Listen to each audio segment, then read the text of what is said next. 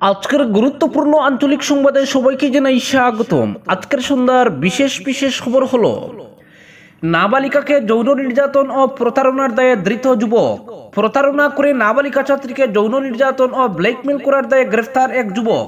রবিবার বিকেলে হাইলাকান্দি পুলিশ গ্রেফতার করেছে হাজ্জাতুল আলম লস্কর নামের এই যুবককে। ধৃত হাজ্জাতুলের বাড়ি হাইলাকান্দির রতনপুরে। নিজেকে মোল্লা পরিচয় দিয়ে বেশ কয়েকটি কিশোরীর সঙ্গে প্রতারণা করার অভিযোগ রয়েছে তার বিরুদ্ধে। প্রাপ্ত তথ্য মতে জানা গেছে, স্থানীয় রতনপুর এলাকার বাসিন্দা হাজ্জাতুল আলম লস্কর দীর্ঘদিন ধরে নিজেকে মোল্লা পরিচয় দিয়ে আসছিল, আর এই পরিচয় দিয়ে বিভিন্ন স্কুল ও কলেজের ছাত্রীদের প্রবঞ্চনা করে চালিয়ে আসছিল যৌন নির্যাতন। তার কাহিনী এখানেই শেষ নয়। যৌন নির্যাতনের পাশাপাশি এসব পড়ুয়াদের ব্ল্যাকমেইলিং করে চালিয়ে আসছিল উৎপীড়ন নির্যাতন। তবে শেষ রক্ষা হয়নি মোল্লার।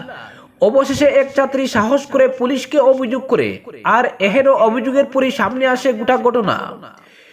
অ্যাকশন মোডে নেমে তাকে গ্রেফতার করতে সক্ষম হয় পুলিশ। ইতিমধ্যে যুবকের মোবাইলে বহু কিশোরীর আপত্তিকর ছবি ও ভিডিও সংগ্রহ করেছে। ধৃত হাজ্জাতুলকে সদর থানায় এনে টানা জিজ্ঞাসাবাদ চালিয়ে যাচ্ছে পুলিশ। তবে এই কাণ্ডে বড়সড় একটি চক্র জড়িত রয়েছে বলে অনুমান করছে জেলা পুলিশ। এই ঘটনায় রীতিমতো চাঞ্চল্য দেখা দিয়েছে সর্বত্র। তবে এমন ঘটনায় গভীর উদ্বেগ প্রকাশ করে এর তদন্ত চালিয়ে গোটা চক্র পুলিশের জালে পুরতে দাবি জানিয়েছেন প্রদেশ বিজেপির তফসিলি জাতি মোর্চার সভানেত্রী মুন স্বর্ণকার। তিনি সংবাদ মাধ্যমের মুখোমুখি হয়ে বিস্তারিত তথ্য তুলে ধরে জানান, গত দুদিন আগে একটি ছাত্রী তার বাবাকে নিয়ে তার বাড়িতে এসে পুরো বিষয়টি জানায়। সে এক যুবকের দ্বারা প্রতারণার শিকার হওয়ার কথা তাকে খুলে বলে। বিজেপি নেত্রী বলেন, রতনপুরের হাজ্জাতুল আলম লস্কর নামের বছর 26-এর এক যুবক নিজেকে মোল্লা পরিচয় দিয়ে বিভিন্ন সময় বিভিন্ন স্কুল কলেজের ছাত্রীদের ফুসলিয়ে তার কাছে নিয়ে গিয়ে পরীক্ষায় পাশ করিয়ে দেওয়া ছাড়াও তাদের নানা সমস্যার সমাধান করে দেওয়ার প্রলোভন দিয়ে থাকে। এসব পড়ুয়া ছাত্রীদের নানা প্রলোভন দিয়ে তার কাছে নিয়ে যাওয়ার জন্য একটি চক্র কাজ করছে। এসব যুবক স্কুল কলেজের ছাত্রীদের তার কাছে নিয়ে যায় বলে জানিয়ে প্রদেশ বিজেপির এই নেত্রী বলেন, এসব ছাত্রীদের ঠান্ডা পানীয় খাইয়ে অচেতন করে যৌন নির্যাতন করে মোল্লা নামদারি এই প্রতারক যুবক। মুন স্বর্ণকার বলেন, তিনি তৎক্ষণাৎ পুলিশ সুপার লিনাদুলের সঙ্গে যোগাযোগ করে গোটা বিষয়টি অবগত করেন। আর পুলিশ সুপার বিষয়টি অবগত হয়ে অভিযান চালিয়ে মূল অভিযুক্ত মোল্লা ওরফে হাজ্জাতুল আলম লস্করকে জালে পুরতে সক্ষম হন। পুলিশের এহেন অ্যাকশন মোডের জন্য পুলিশ সুপার সহ জেলা পুলিশকে কুর্নিশ জানিয়ে এই ঘটনার বড়সড় চক্র জড়িত রয়েছে বলে মনে করে এই চক্রকে জালে পুরতে পুলিশ সুপারকে অনুরোধ জানিয়েছেন বিজেপির প্রদেশ তফসিলি মোর্চার সভানেত্রী মুন স্বর্ণকার। অপরদিকে রাজ্যসভা 5 কেন্দ্রের উপনির্বাচন। আজ প্রার্থী বাছাই বিজেপির। দলের অভ্যন্তরীণ কুন্দল, নতুন পুরনো সংঘাতকে তুড়ি মেরে বিধানসভা উপনির্বাচন ও রাজ্যসভা পঞ্চায়েত নির্বাচন নিয়ে অ্যাকশন মোডে বিজেপি। দলের রাষ্ট্রীয় সাংগঠনিক সাধারণ সম্পাদক BL সন্তোষের উপস্থিতিতে দুদিন ধরে 8 রাজ্যের নেতৃত্বের সঙ্গে বৈঠকের পর উপনির্বাচন নিয়ে চূড়ান্ত প্রস্তুত বিজেপি। সোমবার অর্থাৎ আজ রাজ্যসভা ও উপনির্বাচনের প্রার্থী চূড়ান্ত করার লক্ষ্যে কইনাদারায় নির্বাচন সমিতির বৈঠক অনুষ্ঠিত হবে বলে দলীয় সূত্রে প্রকাশ। 5টি বিধানসভা কেন্দ্রের উপনির্বাচনের মধ্যে 3 কেন্দ্র জয়ের লক্ষ্য নিয়ে মাঠে নামছে বিজেপি। ইতিমধ্যে 5 কেন্দ্রের মধ্যে বঙ্গাইগাঁও, অগপোকে ও সিদলি ইউপিপিএলকে ছেড়ে দিয়ে বিহালি, সামাগুড়ি ও ধলাই কেন্দ্র দখলের টার্গেট নিয়েছে বিজেপি। আজ 3 কেন্দ্র ও রাজ্যসভা নির্বাচনের প্রার্থী চূড়ান্ত করতে কইনাদরায় বিজেপির নির্বাচনী কমিটির বৈঠক হবে বলে জানিয়েছেন দলের সাংসদ দিলীপ শইকিয়া। 3 কেন্দ্রের মধ্যে বিহালিতে বিজেপি প্রার্থী হিসেবে প্রাক্তন মন্ত্রী তথা প্রাক্তন সাংসদ পল্লব লোচন দাসের নাম চর্চার শীর্ষে থাকলেও মাঠে নেমেছেন বর্তমান সাংসদ রঞ্জিত দাসের ঘনিষ্ঠ একাংশ নেতা। তার মধ্যে চর্চায় আছেন জেলা সভাপতি দিগন্ত গাটোয়ার, বিহালি মন্ডল বিজেপির সভাপতি সুমন শর্মা ও চিরঞ্জীব পাঠক। সামাগুড়ি কেন্দ্রে বিজেপির জয় কঠিন হবে বলে পূর্বেই ঘোষণা করেছেন মুখ্যমন্ত্রী হিমন্ত। সাংসদ রকিবুল হোসেনের ঘাঁটি হিসেবে পরিচিত সামাগুড়িতে শক্তিশালী লড়াইয়ের জন্য বিজেপি এক শক্তিশালী নেতাকে প্রার্থী করার পরিকল্পনা করেছে। সূত্র অনুসারে দলের রাজ্য কমিটির সাধারণ সম্পাদক দীপ্লু রঞ্জন শর্মাকে সামাগুড়িতে প্রার্থী হিসেবে দাঁড় করিয়ে বিজেপি শক্তিশালী লড়াইয়ের ক্ষেত্র প্রস্তুত করার পরিকল্পনা নিয়েছে। উল্লেখ্য, লোকসভা নির্বাচনে নগাঁও ও কাজিরাঙ্গা কেন্দ্রে প্রার্থী হিসেবে দীপ্লু রঞ্জন শর্মার নাম নিয়ে চর্চা হয়েছিল। অন্যদিকে কাছাড় জেলার ধলাই বিধানসভা কেন্দ্রের উপনির্বাচনে প্রার্থী হিসেবে চর্চার শীর্ষে রয়েছে সাংসদ পরিমল শুক্লবৈদ্যের পুত্র উৎপল শুক্লবৈদ্যের নাম। কিন্তু পরিবার কেন্দ্রিক রাজনীতির বিরুদ্ধে অবস্থান করা বিজেপি শেষ পর্যন্ত উৎপলকে প্রার্থী করে কিনা সে নিয়েও যথেষ্ট প্রশ্ন রয়েছে। এছাড়াও ধলাই কেন্দ্রে বিজেপির জেলা কমিটির সহ সভাপতি অমিয় কান্তি দাস, আইনজীবী নিহার কান্তি দাস সহ একাংশ নেতার নামও চর্চায় রয়েছে। এ অবস্থায় কে হচ্ছেন প্রার্থী, আজ কইনাদোরার বৈঠকেই সবকিছু পরিষ্কার হবে বলে ধারণা করা হচ্ছে। অপরদিকে 15 আগস্ট বয়কটের ডাক আলফার, প্রতিরোধে প্রস্তুত পুলিশ বললেন ডিজিপি। সমগ্র দেশে 78তম স্বাধীনতা দিবস পালনের প্রস্তুতি প্রায় সম্পন্ন। আসাম পুলিশ, আধা সামরিক বাহিনী, এনসিসি ক্যাডেট সহ বিভিন্ন শিক্ষা প্রতিষ্ঠানের ছাত্রছাত্রীরাও স্বাধীনতা দিবসের প্যারেডে অংশগ্রহণের জন্য তৈরি। এরই মধ্যে পুলিশের কাছে খবর এসেছে, স্বাধীনতা দিবসকে লক্ষ্য রেখে আসামে ফের নাশকতা চালানোর প্রস্তুতি নিয়েছে জঙ্গি সংগঠন আলফা। নাশকতার লক্ষ্যে আসাম অরুণাচল প্রদেশ সীমান্তে আলফার একটি দল অবস্থান করছে। আসাম পুলিশের কাছে এই তথ্য থাকার কথা জানিয়েছেন রাজ্যের পুলিশ প্রধান জ্ঞানেন্দ্র প্রতাপ সিং। পুলিশ প্রধান বলেন, স্বাধীনতা দিবসকে কেন্দ্র করে জঙ্গি সংগঠন যাতে কোনো নাশকতামূলক ঘটনা সংগঠিত করতে না পারে সেজন্য গত 1 মাস ধরে প্রস্তুতি নিচ্ছে আসাম পুলিশ। প্রতিটি জেলার প্যারেড গ্রাউন্ডের আশপাশ অঞ্চল স্যানিটাইজ করা হয়েছে। প্যারেড গ্রাউন্ডের পাশে থাকা নালা নর্দমাও তন্ন তন্ন করে পরীক্ষা করা হয়েছে। জঙ্গি গোষ্ঠী যাতে হিংসাত্মক ঘটনার কোনো সুযোগ না পায় সেজন্য কড়া নজরদারির ব্যবস্থা করা হয়েছে। ইতিমধ্যে আলফা স্বাধীনের আসামে স্বাধীনতা দিবস বর্জনের আহ্বান জানিয়ে 15 আগস্ট বন্ধ পালনের ঘোষণা করেছে।